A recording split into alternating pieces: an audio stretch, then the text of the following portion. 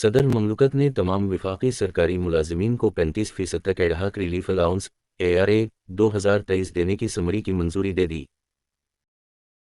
Finance division کے مطابق صدر نے 1 جولائی 2023 سے اور اگلے اقامات تک تمام وفاقی سرکاری ملازمین یعنی مسلح افواج کے عملے، سول آرمڈ فورسز اور سول ملازمین کے لیے ایڈہاک ریلیف الاؤنس 2023 کی منظوری دیتے ہوئے خوشی کا اظہار کیا ہے۔ وفاقی حکومت کے ساتھ ساتھ عام شہریوں کو دفاعی تخمینوں سے ادا کیا جاتا ہے بشمول دستے کے تنخواہ والے عملے اور کنٹریکٹ ملازمین جو کہ بنیادی تنخواہ کے پیمانے پر سول پوسٹوں کے خلاف کام کرتے ہیں۔ کنٹریکٹ تقرری کی معیاری شرائط و ضوابط پر سمری کے مطابق گریڈ 1 سے 16 تک کے ملازمین کو 30 جون 2023 کو بنیادی تنخواہ کا 35% ایڈہاک ریلیف الاؤنس ملے گا، جبکہ BPS 1 سے 22 کو 30 جون 2023 کو بنیادی تنخواہ کا 30% ملے گا۔ اس میں ایڈہاک ریلیف الاؤنس 2023 کے مقصد کے لیے بنیادی تنخواہ کی اصطلاح پڑھی گئی ہے، جس میں موجودہ تنخواہ کے پیمانے سے زیادہ سالانہ انکریمنٹ کے حساب سے دی جانے والی ذاتی تنخواہ کی رقم بھی شامل ہوگی۔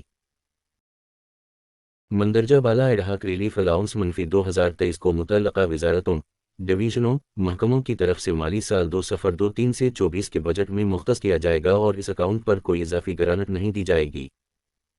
آرڈرلی الاؤنس کی شرح پر نظر ثانی۔ ایک اور نوٹیفیکیشن کے ذریعے صدر نے وفاقی کے سول ملازمین کے لیے BPS-20 سے BPS-22 کے افسران کے لیے قابل قبول آرڈرلی الاؤنس کی شرحوں پر نظر ثانی کی منظوری دے دی ہے، جو کہ موجود 17,500 روپے سے 25,000 روپے ماہانہ ہے۔ حکومت شہری تخمینوں اور دفاعی تخمینوں سے ادا کی گئی موجودہ چارج پر ڈیپوٹیشن، اضافی چارج الاؤنس، خصوصی تنخواہ پر نظر ثانی۔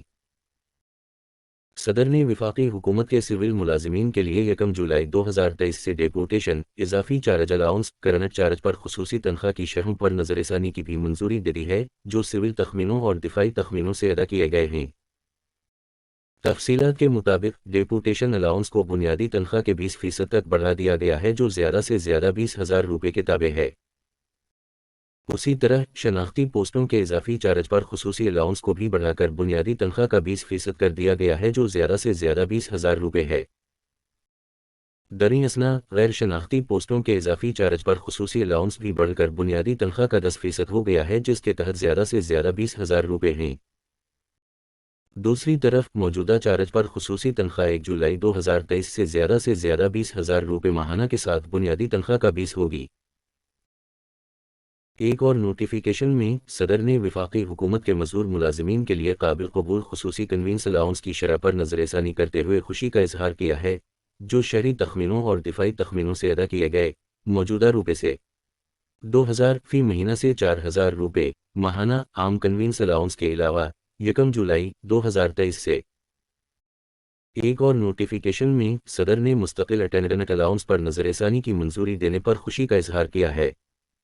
7,000 سے روپے مسلح افواج میں حقدار افراد کو 32,000 ماہانہ موجودہ شرائط و ضوابط پر اسے 1 جولائی 2023 سے کم از کم اجرت کے برابر لانے کے لیے